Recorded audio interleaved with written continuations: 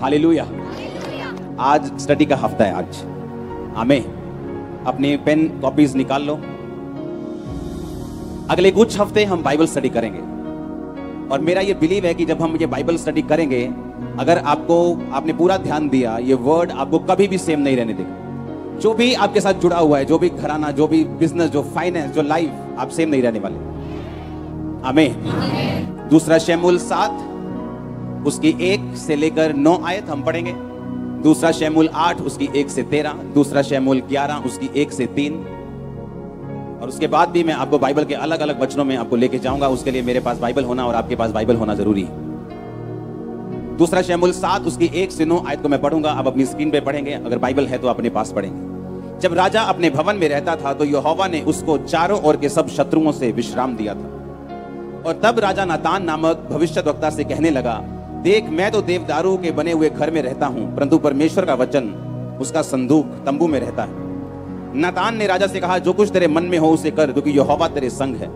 उसी रात को यहोवा का यह वचन नातान के पास पहुंचा, जाकर मेरे दास दाऊद से कहे, यहोवा ये कहता है कि क्या तू मेरे लिए निवास घर बनाएगा? क्या मेरे लिए तू मेरे निवास के लिए घर भी बनाएगा? जिस दिन मैं इजराइलियों को मिस्र से निकाल लाया, उस दिन से आज के दिन तक मैं कभी घर में नहीं रहा, तंबू के निवास में आया जाया करता हूं।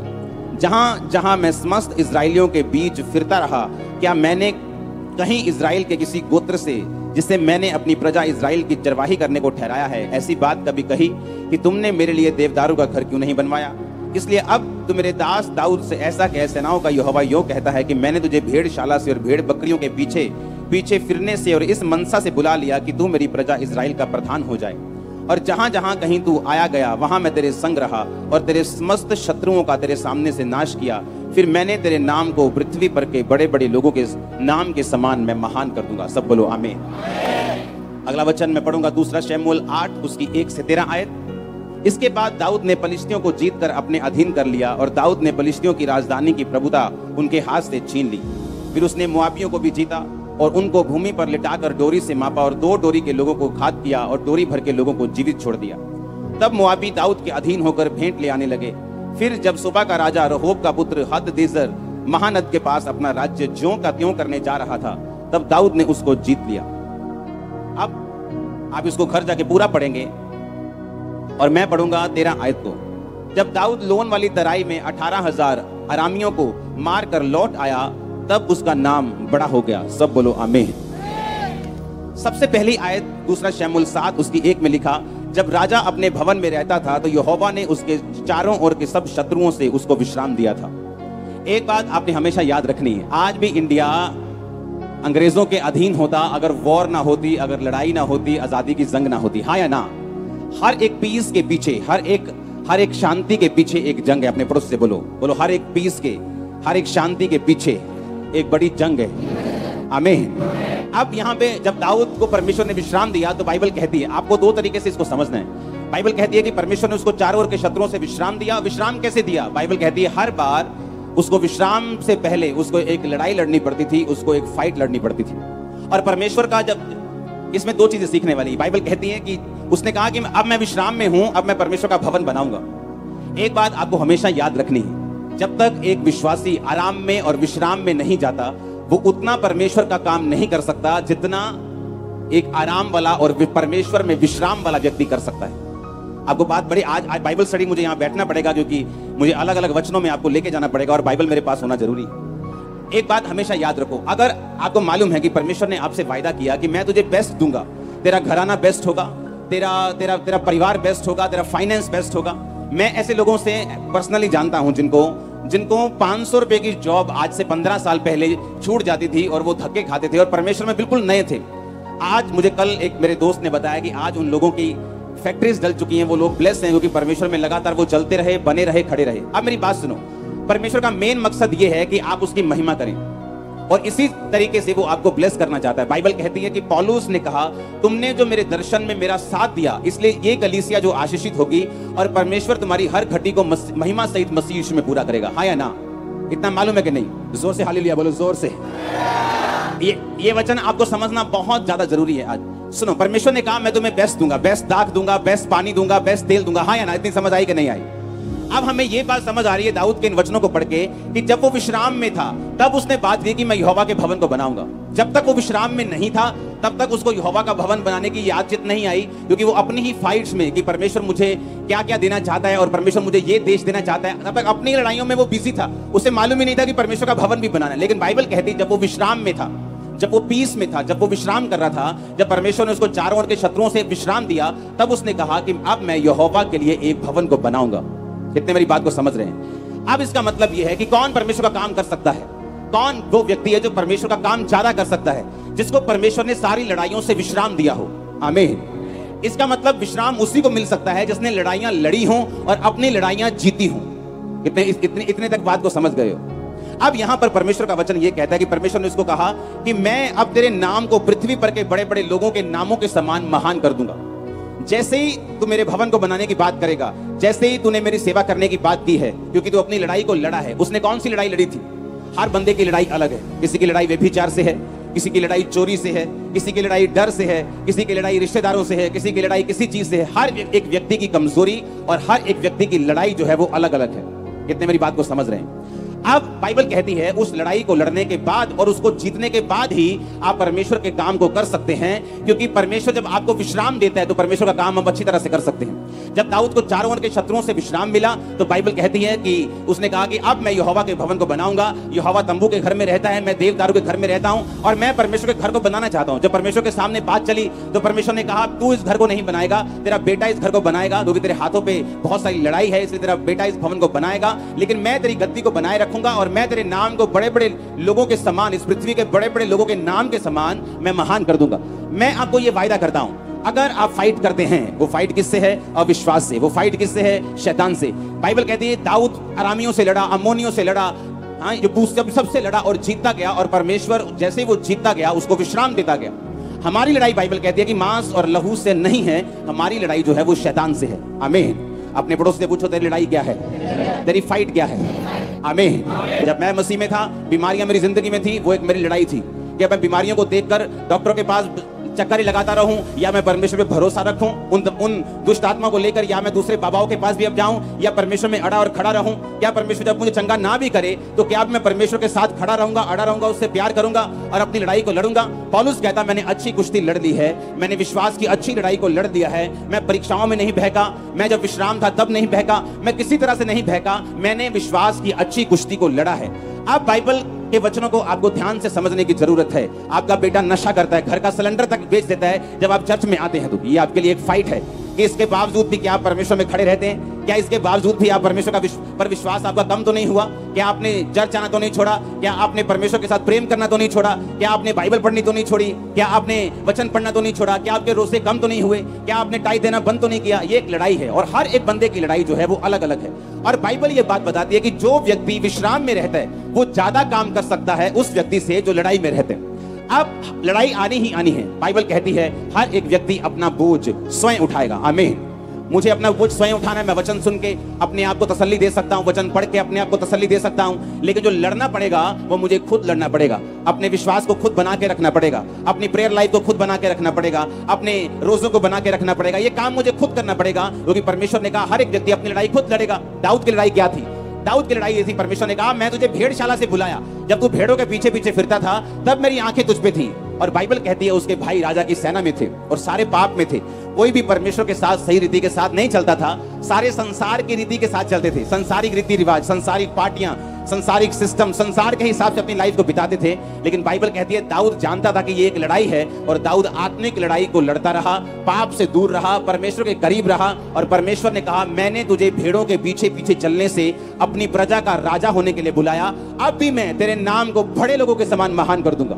मैं आपको एक वायदा करता हूं, अगर आप परमेश्वर के पीछे लगे रहे, आपके रिश्तेदारों में टॉप पे आप होंगे यीशु मसीह के नाम। मैं आपको सच कह रहा हूं, मैं आपको एक प्रोफेटिक वर्ड दे रहा हूं। अपनी फैमिली में, अपने रिलेटिव्स में, अपने मोहल्लों में टॉप पर, मैंने कहा टॉप के ऊपर आप लोग होंगे फ्यूचर में। मैं आपको सच कह रहा हूं, टॉप में परमेश्वर ने आपको सोचा हुआ है। अब दाऊद अगर ये बात सोचता कि मैं तो भेड़ बकरे को चराता हूं, मुझे क्या फायदा हुआ, मैं तो परमेश्वर के साथ जंगलों में भी वफादार रहता हूं। आपकी लाइफ में भी जंगल का एक्सपीरियंस आ सकता है जब आप अकेले हो जाते हैं परमेश्वर में। लोग आपको पूछते नहीं, रिश्तेदार नहीं पूछते, शैतान आपको तंग करता है, बीमारियां तंग करती हैं, परीक्षाएं तंग करती हैं। बाइबल कहती है दाऊद उन दिनों में भी परमेश्वर के साथ वफादार रहा, क्योंकि हर एक लड़ाई के बाद एक शांति आपकी लाइफ में जरूर आती है, और जब वो शांति आती है आप उतना ही परमेश्वर का कार्य कर सकते हैं। बाइबल कहती है दाऊद के राज्य से भी ज्यादा जो राज्य था वो सुलेमान का बढ़ा। और अगर आप बाइबल को ध्यान से पढ़ें तो सुलेमान ने अपने पिता के आधी लड़ाइयां भी चौथा हिस्सा भी लड़ाइयां नहीं लड़ी थी, क्योंकि सारी लड़ाइयां दाऊद लड़ गया था। उसने विश्राम में प्रवेश किया और कुछ लड़ाइयां लड़ी, और उसके बाद वो परमेश्वर का जितना काम वो कर सका उतना दाऊद नहीं कर सका। जितना भवन उसने बनाया वो दाऊद नहीं बना सका। और अब परमेश्वर आपको विश्राम देना चाहता है। बाइबल कहती है कि उसने आपको विश्राम में प्रवेश करने के लिए बोला। एक विश्राम स्वर्ग वाला है, एक विश्राम नीचे वाला है। मैं आपको धरती के विश्राम की बात कर रहा हूं, स्वर्ग के विश्राम की बात कर रहा हूं। अब परमेश्वर ये चाहता है, उसने कहा कि मैं तेरे नाम को पृथ्वी पर के बड़े नामों के समान कर दूंगा। आपका नाम बहुत ऊंचा होने वाला, ये परमेश्वर ने मुझसे कहा है। मैं आपको सच कह रहा हूं, अगर आपने अगर आपने आज की बाइबल स्टडी को, ये लगातार चलेगी बड़ी मीटिंग तक, जब तक आगे अगस्त की बड़ी मीटिंग आ रही, बड़ी मीटिंग तक ये लगातार बाइबल स्टडी चलेगी। अपने कॉपी, अपने पेन अपने साथ लेके आओ, क्योंकि आप सेम नहीं रहने वाले अगर आप इस वचन को समझ गए तो।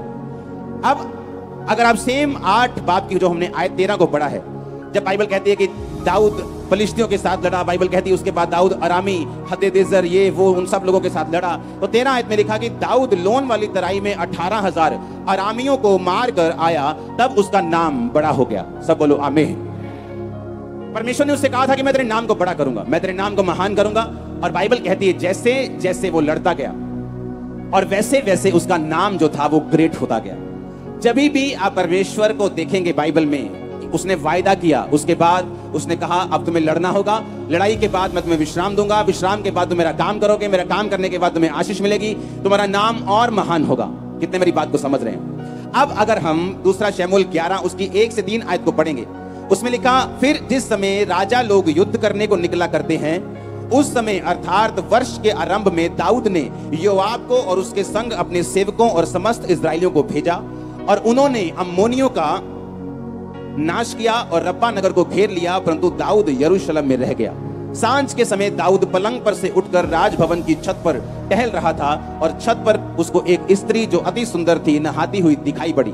तब दाऊद ने भेजकर उस स्त्री को पूछवाया, और किसी ने कहा क्या ये एलियाम की बेटी और हित्ती उरिया की पत्नी बैतशेबा नहीं है? अब बाइबल कहती है जिस समय राजा लोग युद्ध करने को जाते थे, जिस समय फाइट करने का टाइम था, बाइबल कहती है दाऊद भवन में रह गया, लड़ाई करने के लिए नहीं गया, अपने सेवकों को भेज दिया। उनके सेवकों ने अम्मोनियों का नाश किया।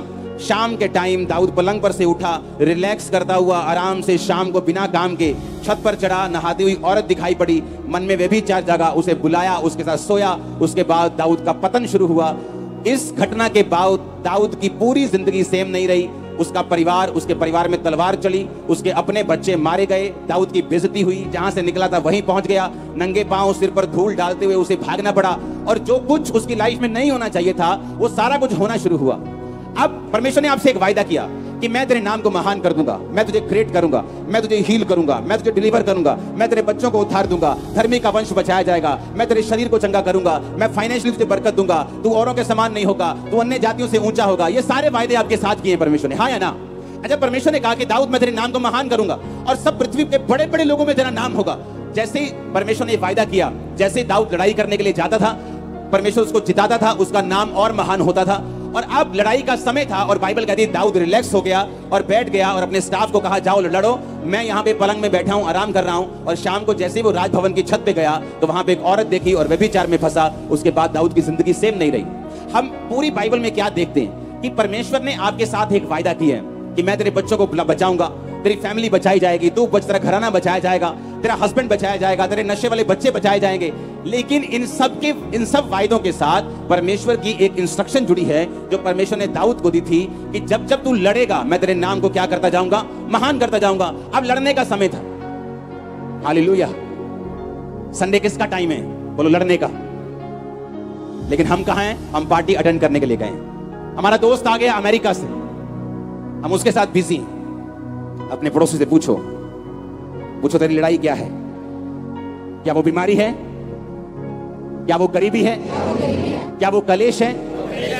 अपने पड़ोसी को जोर से बोलो जीत जा, क्योंकि परमेश्वर तेरे साथ है। बोलो पड़ोसी को, बोलो जीत जा, क्योंकि वो तेरे नाम को बड़ा करना चाहता है। आप मसा किए जाते हैं बड़े नाम के साथ। आज अभी आमीन ऊंचा वाला चाहिए, चर्च आमीन ऊंचा वाला चाहिए।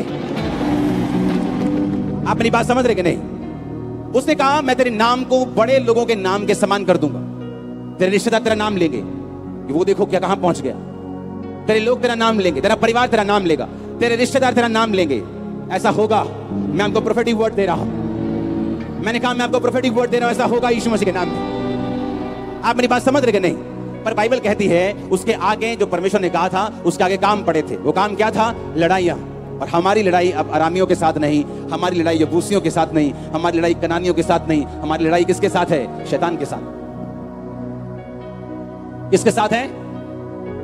हमारी लड़ाई हमारे ही शरीर के साथ है, हमारी लड़ाई हमारे पापों के साथ है, हमारी लड़ाई हमारी अपनी अभिलाषाओं के साथ है। और बाइबल कहती है जब तक आप फाइट नहीं करते आप विश्राम में नहीं प्रवेश करते। आमीन। अपने पड़ोसी को बोलो विश्राम में प्रवेश करना है, नाम बड़ा करना है, तुझे लड़ना पड़ेगा और जीतना पड़ेगा। आज से लड़। मारो प्रोफेसी अपने पड़ोसी को बोलो आज से तू लड़ और जीत। आमीन हो जा। ये बरकत तुम्हारी चर्च। Hallelujah, hallelujah. बाइबल कहती है दाऊद रिलैक्स करने लग गया। जब कहीं पहुंच गया तो रिलैक्स करने लगा और फाइट करनी छोड़ दी। और शैतान ने इस चीज का फायदा उठाया, औरत के साथ व्यभिचार किया। उसके बाद पूरा परिवार, अगर आप दाऊद का परिवार देखेंगे, कभी भी सेम नहीं रहा। उसके परिवार में फाइट चली, उसके परिवार में मौतें आई, क्योंकि जो कुछ उसने बोया वो कुछ उसने काटा। अपने पड़ोसी को बोलो लड़ना है और जीतना है।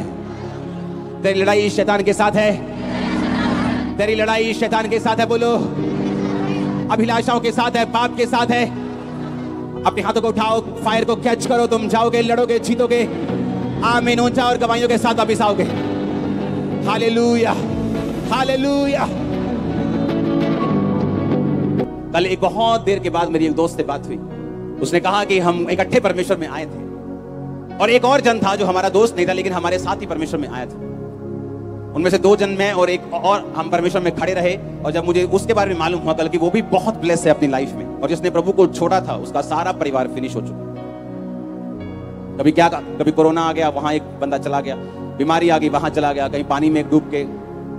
ये परमेश्वर की मर्जी नहीं, लेकिन हमने फाइट नहीं की और शैतान ने इस चीज का क्या उठाया?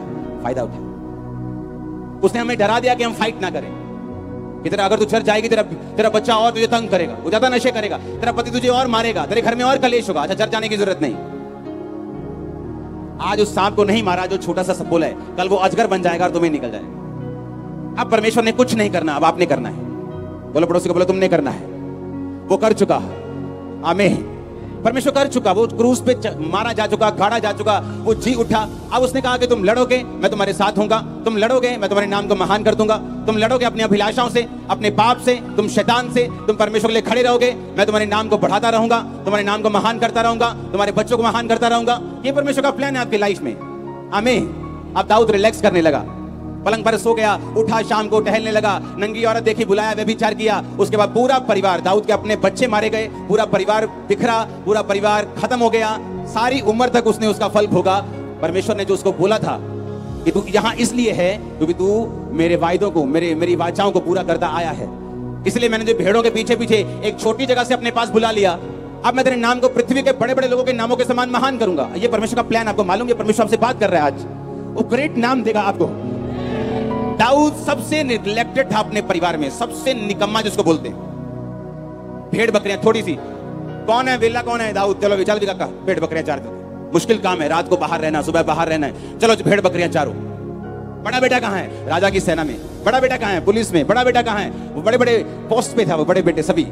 दाऊद ऐसा था कि जब शमूएल उसके घर में आया कि मुझे तुम्हारे एक बेटे को मसा करना है, तो उसने दाऊद को इनवाइट तक नहीं किया। इतना निग्लेक्टेड चाइल्ड था वो कि मतलब अपना बच्चा ही भूल गए वो, कि पहला बच्चा आया, दूसरा आया, परमेश्वर ने कहा नहीं मैंने इसको भी नहीं किया, इसको भी नहीं किया, इसको भी नहीं किया। पुराने टाइम में जब नबी लोग किसी के घर जाते थे तो उन्हें टांगे कांपती थी। नबी लोग घर आए, उनको मालूम नहीं या तो हमें ये डुबो के जाएगा या पूरा आसमान पे चढ़ा के जाएगा, पता नहीं अब ये क्या करने आया।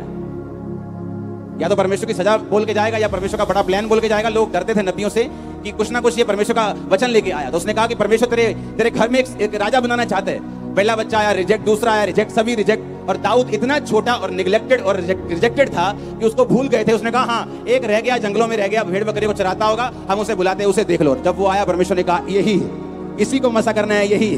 हालेलुया।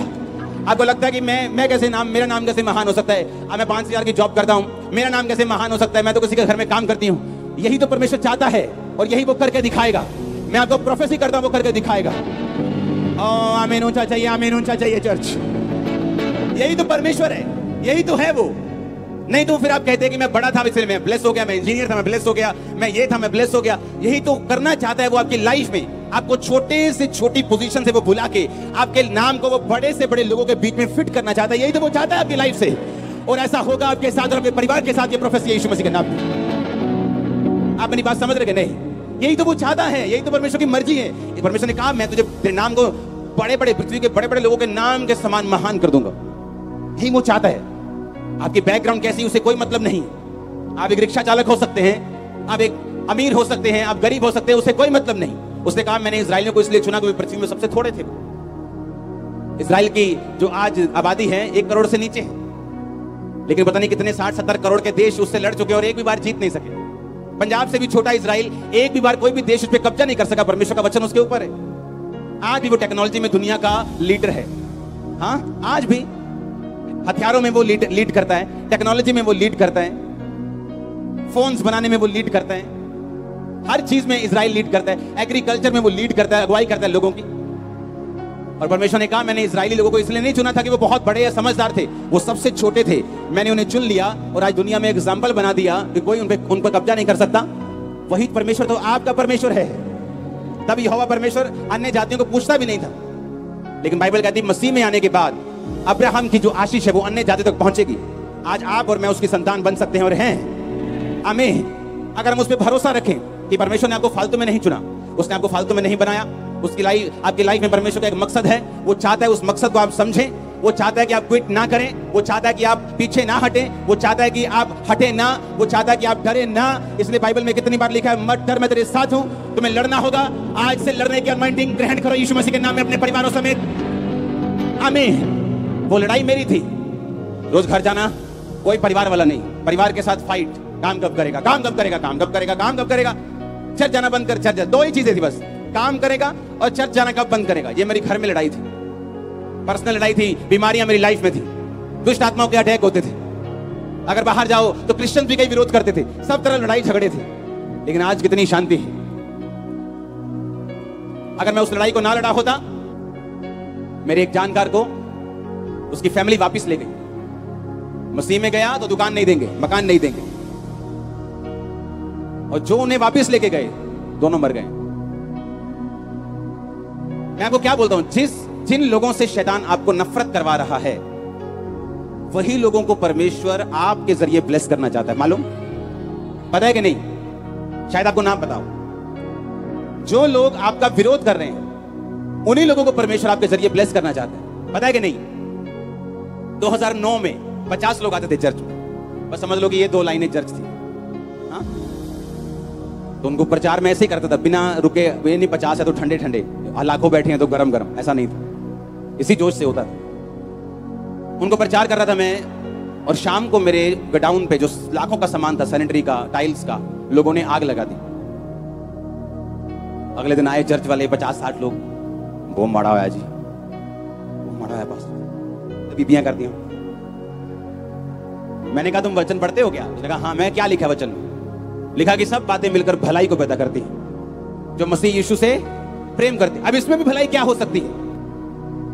वो शायद मेरी परीक्षा थी कि मैं क्या बोलता हूं अभी। इस सेवकाई जस्ट स्टार्ट हुई है और आग लग गई, और फायर ब्रिगेड को फोन कर, दंगे हुए थे तब शहर में, कोई संत मर गया था कहीं बाहर वियना ऑस्ट्रिया में, कोई गोली मार दी थी, और यहाँ पे लोगों ने पूरे आग लगा दी थी सब जलंधर में। तो उसमें हमारा गोडाउन भी था। और जब वो गोडाउन जला तो अब शैतान ने मुझे बोला कि अब क्या करेगा तू, अब प्रीच कर। तो ये बिजनेस की तो बड़ी गवाहियां देते हैं, प्रभु ने ब्लेस किया, मुझे ब्लेस किया, अब तेरा बिजनेस भी चला दिया, ले अब गवाही दे तू। अब मुझे या तो लड़ना है या पीछे हट जाना है। तब मैंने लड़ने का फैसला किया। मैंने कहा नहीं, मैं फाइट करूंगा। सब बातें मिलकर भलाई को पैदा करती है। वचन मेरा हथियार होगा, ये मेरी लड़ाई का तलवार होगी। इस तलवार से मैं लड़ूंगा शैतान के साथ कि सब बातें मिलकर भलाई को पैदा करती। तब क्या हुआ, वो चर्च जो 50 से शुरू हुई थी, उसी साल 500 से ज्यादा क्रॉस कर गई थी। वो जो अप्रैल में स्टार्ट हुई थी, क्रिसमस 500 लोगों में थे हम, और ऑलमोस्ट जलंधर के सब पास्टर से मैं क्रॉस कर गया था सिर्फ उसी साल में। और खड़ा रहा और अड़ा रहा। और जिन लोगों ने मेरा गोडाउन जलाया वो लोग मुझे मालूम थे। अब मैं केस कर सकता था उन पे, उनको फंसाता, लेकिन जिस जाति ने मेरा गोडाउन जलाया 2009 में शायद, हाँ 9 में, 8 में, और मैंने उनको कुछ नहीं कहा और माफ कर दिया, उसी जाति से परमेश्वर ने मेरी वाइफ मुझे दी है। तो जिस जाति ने शैतान ने जिसको यूज किया मेरा नुकसान करने के लिए, जब मैं प्रभु में खड़ा रहा, मेरी लाइफ की बिगेस्ट ब्लेसिंग भी उसी से आई है।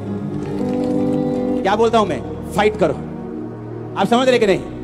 आप समझ रहे कि नहीं? शैतान दिखाना चाहता है कि जो प्रभु कर रहा है वो सही नहीं, जो परमेश्वर कर रहा है वो सेंसलेस है, जो परमेश्वर कर रहा है वो सही नहीं। आपकी लाइफ में ऐसा टाइम आएगा जब साइलेंट टाइम होगा, आपको लगेगा कि कहां काम हो रहा है परमेश्वर का। मैं इतनी प्रेयर कर रहा हूं, मैं टाइट दे रहा हूं, मैं प्रार्थना कर रहा हूं, बाइबल पढ़ रहा हूं, मेरे बच्चे को चर्च लेके जाता हूं, कहां काम हो रहा है? ये मेरी लाइफ में हो चुका है 8 साल, 9 साल, 10 साल। लेकिन साथ साथ परमेश्वर मुझे निशानियां देता, साइंस देता था, मैं तेरे साथ हूं। ब्लेसिंग्स अलग अलग तरह की मिलती थी और मुझे मालूम था कि परमेश्वर मेरे साथ है। मुझे गिरने नहीं देता था, संभाल के रखता था। मुझे मालूम था निशानियां मिल रही हैं, परमेश्वर मेरे साथ है। बहुत सारी चीजों के साथ मुझे मालूम होता है परमेश्वर मेरे साथ है। जो मैं मांग रहा हूं शायद अभी मुझे मिल नहीं रहा, लेकिन वो मिलेगा एक दिन। मैं फाइट करता रहूंगा, लड़ता रहूंगा। मसीह में की गई मेहनत कभी व्यर्थ नहीं जाती। आमीन। आप समझ रहे बात को कि नहीं? आपकी फाइट अलग है, मेरी अलग है, आपकी अलग है, साथ की अलग है, इसकी अलग है, इसके इनकी अलग है, सबकी अलग अलग फाइट है। आपको अपनी फाइट खुद लड़नी है। उसके आगे एक ग्लोरियस इनाम आपके लिए रखा हुआ है, ग्लोरियस नाम आपके लिए रखा हुआ है, ग्लोरियस परिवार आपके लिए रखा हुआ है। आमीन हो चाहिए बरकत आपकी चर्च। इसलिए परमेश्वर ने कहा अपना पलटा खुद मत लो, मुझे मौका दो, मैं दूंगा तुम्हें पलटा, और मजेदार पलटा दूंगा। हाँ हाँ या ना? यही तो परमेश्वर चाहता है आपकी लाइफ से। उसका प्लान सिर्फ दाऊद के लिए नहीं था कि मैं तेरे नाम को बड़े लोगों के समान महान कर दूं। उसका प्लान आपके लिए है, आप लोगों के लिए है। मैंने कहा वो आप लोगों के लिए है, आपके बच्चों के लिए है, आपके परिवार के लिए है। आमीन हो चाहिए बरकत आपकी चर्च। Hallelujah, hallelujah. यही परमेश्वर चाहता है, ये उसका प्लान है आप लोगों की लाइफ के लिए। आपको उसे समझना है, उसे ग्रहण करना है, उसके अनुसार लड़ना है, उसी के अनुसार अपनी जिंदगी को बिताना है। इंसानों की शक्ल नहीं देखनी, लोग क्या कहते हैं, प्रेशर क्या कहते हैं, हवा किस ओर है, रुख किस ओर है। कुछ क्रिश्चियंस होते हैं जो हवा के रुख के हिसाब से चलते हैं। ज्यादा गैदरिंग है क्रिश्चियंस की तो क्रिश्चियंस की तरफ हो गए, ज्यादा विरोध हो गया तो दूसरों की तरफ हो गए। ऐसा नहीं करना है। आप अकेले भीड़ बन जाते हो। अगर आप परमेश्वर के साथ हो तो कुछ देर आप अकेले रहोगे, बाद में भीड़ बन जाओगे। लेकिन अगर भीड़ का साथ दोगे, एक दिन भीड़ एक एक करके मर जाएगी और आप अकेले रह जाएंगे। आपको दुख होगा कि काश मैं परमेश्वर के साथ खड़ा रहा होता तो आज इन लोगों के साथ मैं होता, अपने परिवार के साथ होता, लव्ड वंस के साथ होता। हालेलुया। जो लोग आपका विरोध कर रहे हैं उन्हीं को परमेश्वर ब्लेस करेगा। जो परिवार, जो हस्बैंड, जो वाइफ आपका विरोध कर रही है, वही उसी को परमेश्वर ब्लेस करना चाहता है। इसीलिए शैतान उसी को यूज कर रहा है कि वो आपके खिलाफ बोले, परमेश्वर के खिलाफ जाए और आप रुक जाएं और आप थक जाएं और आप क्विट कर दें। विनर्स कभी क्विट नहीं करते और जो क्विट करने वाले कभी विनर्स नहीं बनते। आमीन। जो दौड़ है ना वो तेज वालों के लिए नहीं, जो तेज भाग सकते हैं। दौड़ उनके लिए है जो कभी क्विट नहीं करते, जो खड़े रहते हैं, अड़े रहते हैं, ना समझ आने के बावजूद भी। और आप जीत जाएंगे यीशु मसीह के नाम में। आप पहली जीत चुके, दूसरी, जब तीसरी भी जीत जाएंगे, आप चौथी भी जीत जाएंगे। आमीन हो चाहिए बरकत तुम्हारी ये चर्च। मैंने कहा पहली लड़ाई जीत चुके, दूसरी जीत चुके, तीसरी भी जीत जाएंगे, आप चौथी लड़ाई भी जीत जाएंगे। और आमीन हो चाहिए एंजल्स आपको टच करे राइट नाउ। मैंने कहा एंजल्स आपको छू रहे राइट नाउ। Hallelujah, hallelujah. ये परमेश्वर का प्लान आप लोगों के लिए। हमें ये उसकी योजना है आप लोगों के लिए, आपके परिवार के लिए, आपके बच्चों के लिए। क्या वफादार रहने के लिए आप तैयार हैं परमेश्वर से? तैयार है उसके साथ फेथफुल रहने के लिए? क्या आपकी प्रोफेशनल लाइफ और क्रिश्चियन लाइफ अलग अलग तो नहीं है? हालेलुया। कि मेरी बिजनेस लाइफ जो है वो अलग है और मेरी क्रिश्चियन लाइफ जो है वो अलग है, ऐसा तो नहीं है ना?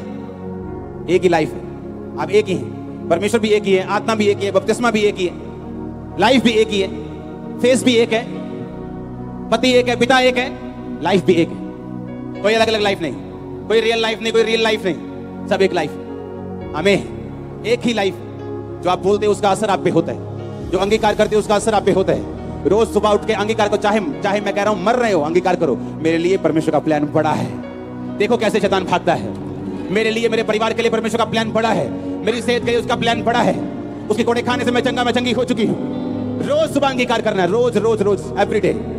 हमें लोग जो मंदबुद्धि वाले बच्चे केस आते हैं उनको हम स्पेशल बोलते हैं कि रोज सुबह उठो, अपने बच्चे के सिर पे हाथ रखो और घोषणा करो इसका दिमाग प्रॉपर चले, घोषणा करो कि इसके अंग प्रॉपर चले, घोषणा करो इसकी नाड़ियां बने, घोषणा करो। तुम्हारी घोषणा करेंगे, हम प्रेयर करेंगे, काम होगा, सब होगा, सब होगा जो कभी नहीं हुआ। आमीन हो जाए ये बरकत तुम्हारी है चर्च। Hallelujah, hallelujah. अपने पड़ोसी को बोलो परमेश्वर का प्लान है, उसे समझना है, उसके मुताबिक चलना है। आमीन। ना तो डरना है, ना पीछे हटना है, लड़ना है शैतान के साथ, अपने अभिलाषाओं के साथ और जीतना है। वो तेरे नाम को, तेरे परिवार के नाम को बड़े लोगों के नामों के समान कर देगा। ये प्रोफेसी है, आज ग्रहण कर लो इसे यीशु के नाम में। ग्रहण कर लो। आमीन बोलकर 7 बार बोलो आमीन ऊंची आवाज में। थैंक यू जीसस बोलते हुए आमीन आमीन आमीन आमीन आमीन आमीन। Hallelujah, thank you Jesus. ऊंची आवाज में आमीन। Hallelujah, hallelujah, hallelujah. आमीन। आप परमेश्वर को महसूस नहीं कर सकते, मालूम है कि नहीं? आप जो यहां से जाएंगे आप उसको महसूस नहीं कर सकते। लोग धोखा खाते जब वो परमेश्वर को महसूस करने की कोशिश करते हैं कि मुझे फील हो रहा है परमेश्वर मेरे साथ है, मुझे फील हो रहा है कि मेरी प्रार्थनाएं सुनी जा रही, मुझे तो दर्शन नहीं आते, मुझे तो सपना नहीं आता, मुझे तो कुछ महसूस नहीं होता। आप जब सुबह उठते हैं क्या आप फील करते हैं आपके पांव आपके साथ हैं? फिर ही चलते हैं, फील हो रहे हैं पैर, चलो अब चलते हैं। नहीं ना, आप सुबह उठते हैं, आप जस्ट बेड से उठ जाते हैं। ऐसे कि नहीं गए?